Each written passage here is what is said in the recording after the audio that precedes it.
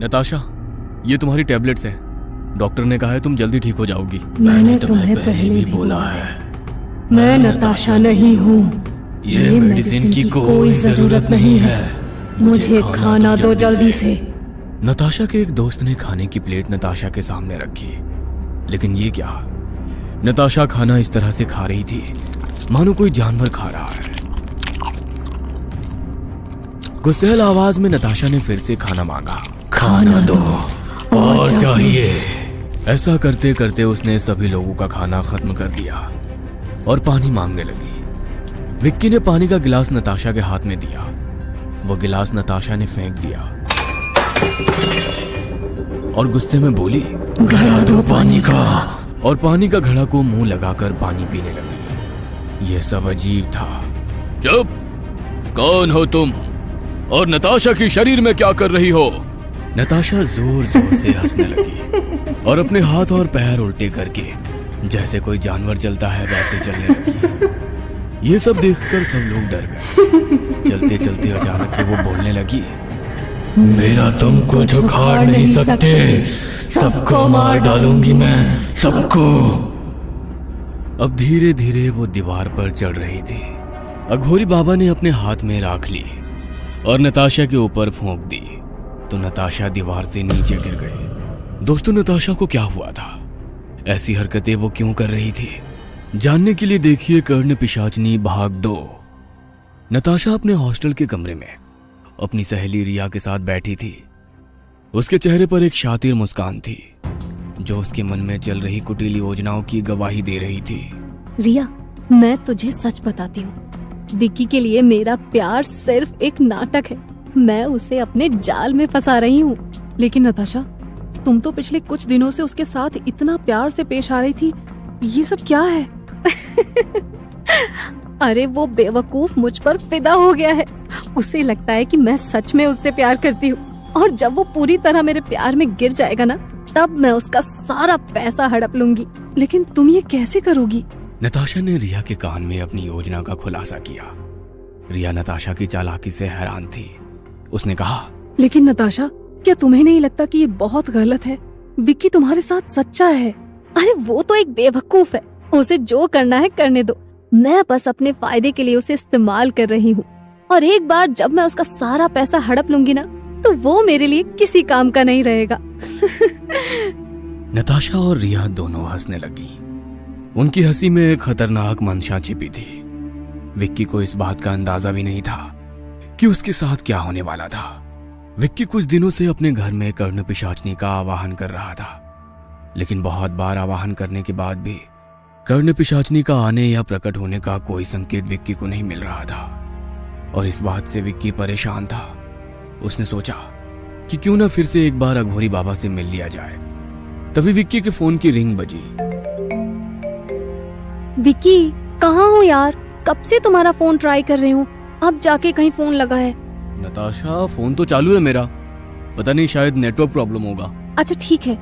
तुम्हें पता है ना विक्की, कॉलेज का एनुअल फंक्शन जल्द ही आने वाला है। चलो ना कहीं शॉपिंग करने चलते हैं। अब ठीक है, तुम मुझे कॉलेज के गेट पर मिलो, हम वहाँ से चलते हैं साथ में।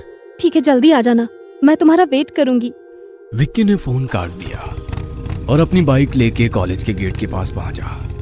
नताशा को पिक करके वहां से निकल गए। थोड़ी ही देर में एक आलीशान शॉप में नताशा विक्की को लेकर गई।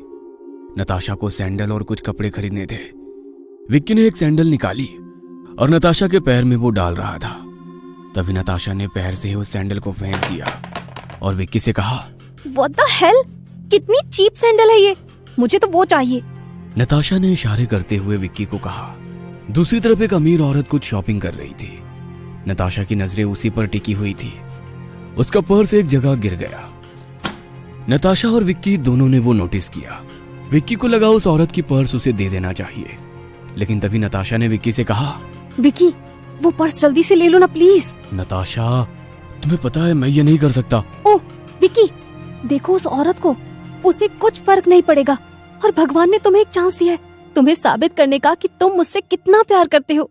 विक्की को उस पर्स को चुराना तो नहीं था, लेकिन नताशा के जिद की वजह से उसने वो पर्स उठाया। लेकिन तभी वो अमीर औरत पीछे मुड़ी और उसकी नजर के सामने विक्की उसकी पर्स हाथ में पकड़ रहा था। विक्की ने लड़खड़ाते हुए कहा, मैम आपकी पर्स यहाँ गिर गई थी। Thank you so much handsome, तुमने तो मेरा दिन बना दिया। This is my business card, call me whenever you required any help. Thank you ma'am. Natasha ये सब देख रही थी। जैसे ही वो औरत वहां से मुड़ी, नताशा ने कहा, विक्की मुझे कुछ नहीं सुनना, ये सैंडल मुझे चाहिए एट एनी कॉस्ट। नताशा ये बहुत महंगी है। एक काम करो, उस औरत ने तुम्हें बोला ना कि कुछ भी हेल्प चाहिए तो बताना, उसे बोलो ये सैंडल हमें गिफ्ट करने के लिए। नताशा ये क्या कह रही हो, ये बहुत एक्सपेंसिव है, वो ऐसे कैसे देगी हमें गिफ्ट? अरे तो तुमने भी उसकी हेल्प की है ना, और इन अमीर लोगों को कोई फर्क नहीं पड़ता 1-2 लाख से। अगर तुम सच में मुझसे बेहद प्यार करते हो तो तुम इतना तो मेरे लिए कर ही सकते हो। जाओ और उससे बात करो। विक्की एक दुविधा में फंसा था। वो कैसे उस अनजान औरत से इतनी एक्सपेंसिव सैंडल गिफ्ट में मांगता, और कैसे नताशा को यकीन दिलाता कि वो उससे प्यार करता है। उस औरत को नताशा और विक्की के बीच में जो भी हो रहा था उसका अंदाजा था। वो औरत बिल काउंटर पे बिल दे के पीछे मुड़ी और विक्की का परेशान चेहरा देखकर उससे पूछने लगी, oh hello handsome, what happened? परेशान लग रहे हो, बताओ मुझे। कुछ नहीं मैम, मेरी गर्लफ्रेंड को ये सैंडल चाहिए था, लेकिन ये बहुत एक्सपेंसिव है। Oh no, you don't worry, I will pay for it. तुमने मेरी हेल्प की है तो इतना मेरी तरफ से तो बनता ही है। इतना कहकर उसने विक्की के नजदीक जाकर विक्की के कान में कहा, तुम्हें खुद की रिस्पेक्ट करना आना चाहिए। तुम्हारी गर्लफ्रेंड सिर्फ पैसे से प्यार करती है, तुमसे नहीं हैंडसम। अमीर औरत ने बिलिंग काउंटर वाले लड़के से वो सैंडल पैक करने को बोला और वो बॉक्स विक्की के हाथों में थमाकर गेट के बाहर गई और अदृश्य हो गई। ये नजारा सिर्फ विक्की ने देखा। नताशा का पूरा ध्यान सिर्फ उस महंगी वाली सैंडल पे था। तो दोस्तों, कौन सा राज छुपा हुआ है उस अमीर औरत के गायब होने के पीछे? जानने के लिए देखते रहिए कर्ण पिशाचनी भाग 2। Vicky, I love you Honey. मैं बहुत खुश हूँ, तुमने मेरे लिए ये कर दिखाया। तुम्हें पता है इस सैंडल की कीमत पूरे 2 लाख। आज तक तुमने पैदा होने से अभी तक इतने के कपड़े तक नहीं खरीदे होंगे। नताशा बार बार विक्की का अपमान करती थी, लेकिन विक्की उसके प्यार में इतना पागल था कि उसे नताशा के अलावा दूसरा कुछ भी दिखाई नहीं देता था। विक्की ने बाइक स्टार्ट की और नताशा को कॉलेज हॉस्टल में छोड़ने के लिए विक्की निकल पड़ा। तभी सामने से आने वाले बेलगाम ट्रक ने विक्की के बाइक को जोर से धड़म मारी। विक्की ने हेलमेट पहन रखा था तो उसे थोड़ी बहुत चोट आई, लेकिन नताशा बाइक से 20 फीट की दूरी पर बेहोश होकर पड़ी थी। यह घटना देखकर लोगों की गर्दी जमा हो गई। नताशा का नसीब अच्छा था, वहां बाजू में ही एक एम्बुलेंस खड़ी थी। लोगों ने विक्की और नताशा को उठाने में मदद की। एम्बुलेंस सिटी हॉस्पिटल में पहुंची। ऑपरेशन थिएटर का लाइट चालू हुआ। विक्की ऑपरेशन थिएटर के सामने टेंशन में बैठा था।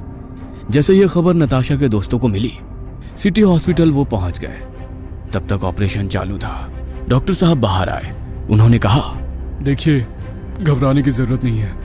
पेशेंट को लाने में थोड़ी देर हो जाती तो प्रॉब्लम हो जाता। थोड़ी देर में पेशेंट को होश आ जाएगा, तभी तुम मिल सकते हो। विक्की और उसके दोस्तों के चेहरे पर से तनाव थोड़ा कम हुआ। विक्की और दोस्त नताशा से मिलने अंदर गए तो नताशा होश में तो थी, लेकिन सब लोगों को बुरी तरह से बड़ी बड़ी आंखों से घूर रही थी। उसकी आंखों के नीचे ब्लैक सर्कल बन चुके थे। अब नताशा ने नजरें घुमाई थी और वो बहुत ही विचित्र तरीके से एक दीवार की तरफ देख रही थी। जैसे ही विक्की ने नताशा से पूछा, नताशा तुम ठीक तो हो? नताशा ने एकदम से विक्की की तरफ घूरते हुए देखा और चिल्ला के बोली, मैं नताशा नहीं हूँ। यह आवाज ऐसा था मानो लड़का और लड़की दोनों एक साथ बोल रहे हैं। सब लोग एक दूसरे की तरफ देखने लगे। तभी नर्स वहां आई और उसने सबको बाहर वेट करने के लिए कहा। 2 दिन बाद हॉस्पिटल से नताशा का डिस्चार्ज हुआ।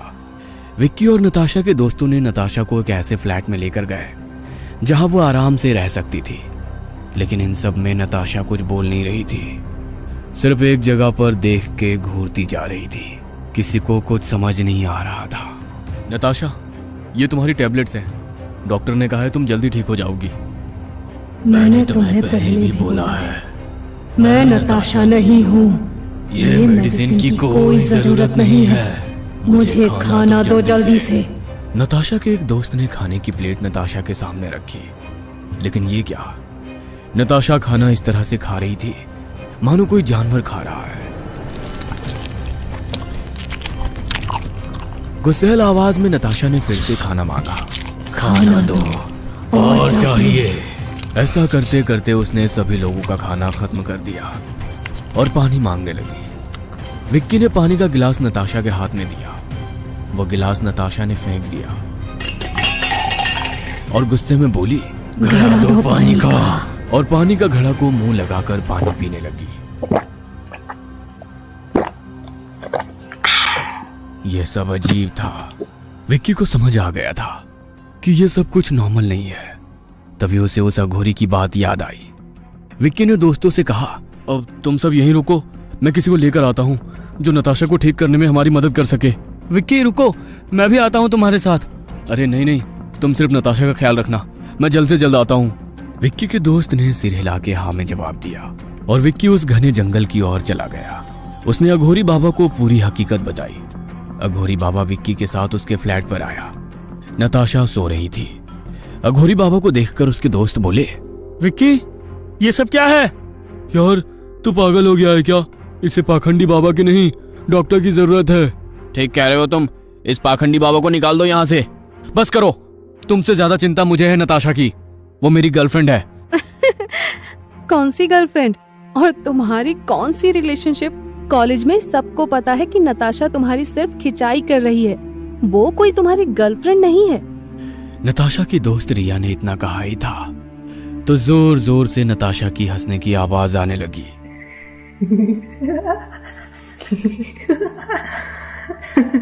उसने अघोरी बाबा को देखकर कहा, सबको मार डालूंगी मैं। और तभी लाइट चालू बंद होना शुरू हो गए। चुप, कौन हो तुम और नताशा की शरीर में क्या कर रही हो? नताशा जोर जोर से हंसने लगी और अपने हाथ और पैर उल्टे करके जैसे कोई जानवर चलता है वैसे चलने लगी। ये सब देखकर सब लोग डर गए। चलते चलते अचानक से वो बोलने लगी, मेरा तुम कुछ उखाड़ नहीं सकते, सबको मार डालूंगी मैं, सबको। अब धीरे धीरे वो दीवार पर चढ़ रही थी। अघोरी बाबा ने अपने हाथ में राख ली और नताशा के ऊपर फूंक दी तो नताशा दीवार से नीचे गिर गई। अघोरी बाबा ने सबको कहा, इसे रस्सी से बांध दो। बोल, कौन है तू और यहां किस लिए आई है? नताशा ने अघोरी को गुस्से से देखा और नजरों से एक सीलिंग पर लटका हुआ झूमर जोर से अघोरी बाबा पर गिराया। अघोरी बाबा बाल बाल बच गए। उन्होंने एक लकड़ी की काठी से जोर से नताशा के कंधे पर प्रहार किया और फिर से पूछा, कौन हो तुम और नताशा की शरीर में क्या कर रही हो? नताशा रोने लगी और विक्की को बुलाने लगी। विक्की प्लीज मुझे बचा लो, ये पाखंडी मुझे मार रहा है, प्लीज प्लीज मुझे बचा लो प्लीज। विक्की उसकी तरफ जाने ही वाला था तो अघोरी बाबा ने उसे रोका और फिर से लाठी से एक जोरदार प्रहार नताशा पे किया और मंत्र कहकर पानी नताशा पे छिड़का। तभी नताशा ने कहा, मेरा नाम रोहिणी है और मैं इसके शरीर में नहीं आई, बल्कि ये मुझ पे लेटी थी और अब ये शरीर में नहीं छोड़ूंगी। नताशा तुम पे कैसे लेटी? सिटी हॉस्पिटल में जो बेड पर मेरी मौत हुई वहां से मेरी बॉडी तो लोग ले गए, लेकिन फिर भी मैं वहीं थी और वहीं पे नताशा को लाकर मेरी आत्मा पर अस्पताल वालों ने लिटा दिया। अब मुझे नया शरीर मिला है, इसे मैं नहीं छोड़ूंगी। अघोरी बाबा कुछ मंत्र कहकर अपने कमंडल से पानी हाथ में लेकर अघोरी बाबा नताशा पर छिड़कते हैं और बोलते हैं, छोड़ दे इसे। तभी अचानक से एक काला धुआं नताशा के शरीर से निकलकर खिड़की से बाहर चला जाता है और नताशा बेहोश होकर नीचे गिर जाती है। अघोरी बाबा पानी का छिड़काव नताशा के चेहरे पर करते हैं